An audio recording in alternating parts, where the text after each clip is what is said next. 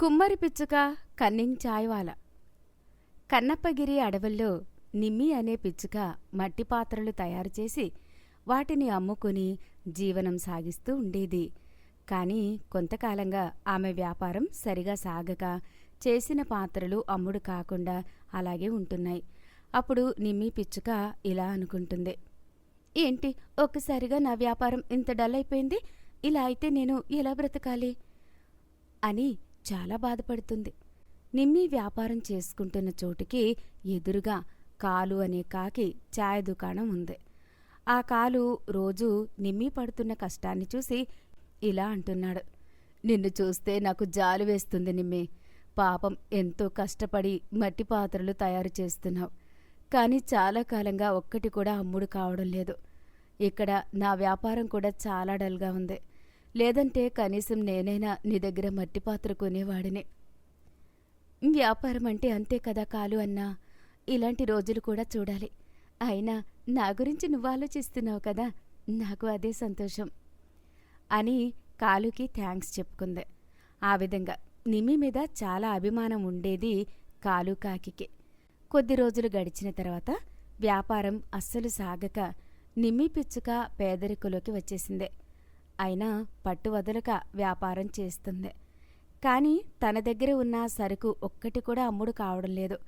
అలాంటి సమయంలో ఒకరోజు మార్కెట్ నుండి ఇంటికి వెళ్తున్న నిమ్మి పిచ్చుకకి దారిలో ఒక పిచ్చుక బామ్మ కనిపించి ఇలా అంటుంది, ఇదిగో పాపా, నేను లేవలేకపోతున్నాను, కాస్త మా ఇంటి వరకు సాయం చెయ్యమ్మా.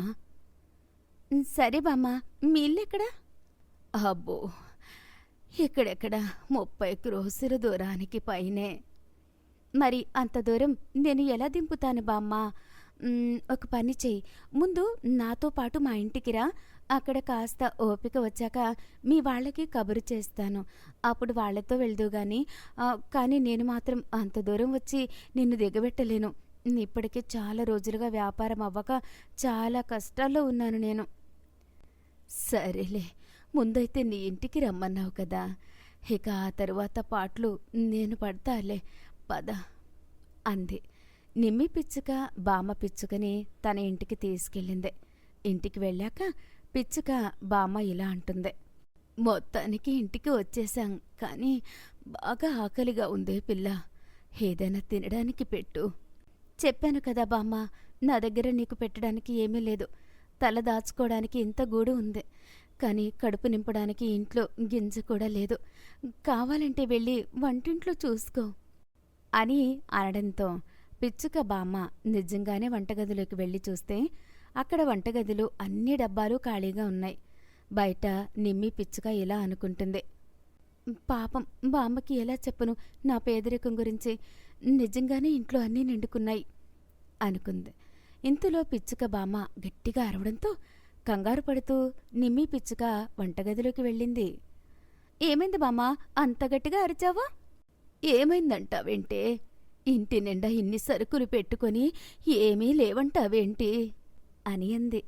నిజంగానే వంటగది నిండుగా కొన్ని నెలలకు సరిపడా పచారీ సరుకులు మూటలు మూటలుగా ఉన్నాయి. వాటిని చూసి ఆశ్చర్యలో ఉండిపోయింది నిమ్మి.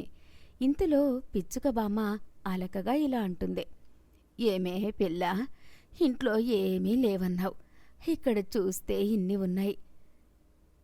నాకు అదే ఆశ్చర్యంగా ఉంది బామ్మ.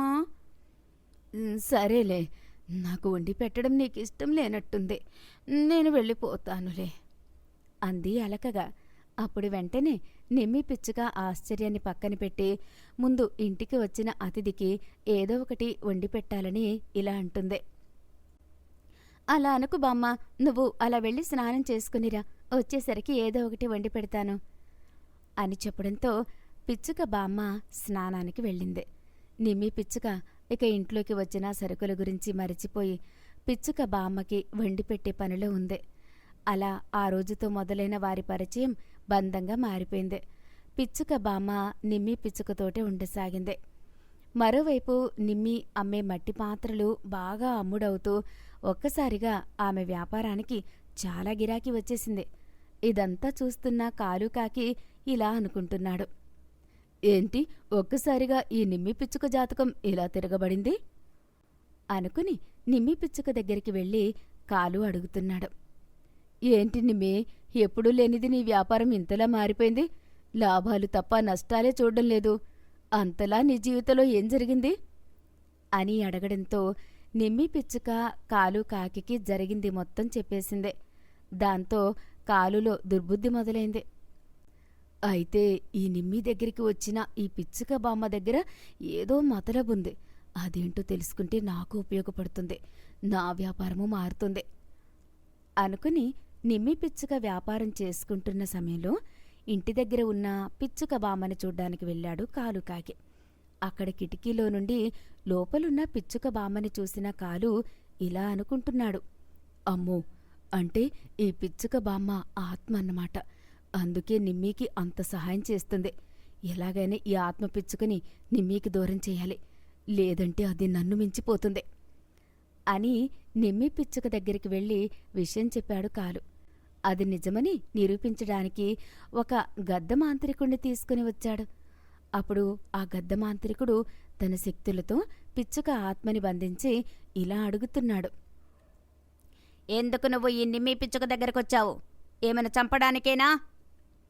కాదు, ఆమెకు హాని చేయడానికి రాలేదు నేను. మరి ఎందుకు వచ్చావు? ఆ నిమ్మి పిచ్చుకను చూస్తే నాకు నా కూతురు గుర్తొస్తుంది. ఆమె కూడా నా బిడ్డలాగా ఉన్నదానిలో నలుగురికి సహాయం చేస్తూ ఏ పనినైనా ఎంతో ఓపిక శ్రద్ధలతో చేస్తుంది. అలాంటి ఆమె కష్టాల్లో ఉండడం చూడలేక వచ్చి ఆమె కష్టాలు తీర్చాను అని చెప్పడంతో కన్నింగ్ కాకి మధ్యలో దూరి ఇలా అంటుంది.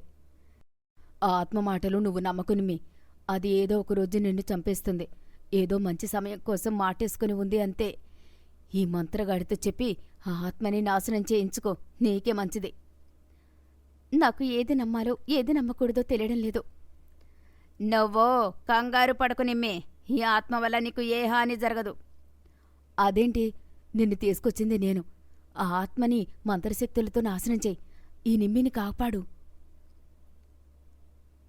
నువ్వో మరో మాట మాట్లాడావంటే నేను నిన్ను నాశనం చేస్తాను. నేను దుష్టశక్తుల్ని అంతం చేస్తాను, ఇలాంటి మంచి శక్తుల్ని కాదు. ఈ నిమ్మి అదృష్టం వల్ల రుణం వల్ల వాళ్ళిద్దరికీ బంధం ఏర్పడింది. దాన్ని చెడగొట్టాలని చూస్తే నీకే ప్రమాదం అని చెప్పి ఆ ఆత్మని మంత్రశక్తుల నుండి విడుదల చేసి గద్దమాంత్రికుడు వెళ్ళిపోయాడు. నిమ్మి పిచ్చుక తనకి సహాయం చేయడానికి వచ్చింది ఆత్మ అని తెలిసాక చాలా సంతోషించింది. కాని నిమ్మి అదృష్టాన్ని చూసి కన్ను కుట్టిన కాలుకాకి మాత్రం ఆ ఆత్మని నిమ్మికి దూరం చేయలేకపోయినందుకు చాలా బాధపడుతూ గడిపేస్తున్నాడు. ఆ విధంగా నిమ్మి పిచ్చుక కోసం వచ్చిన ఆత్మ ఆమె కష్టాలను తీర్చి ఆమె జీవితాన్ని మార్చింది.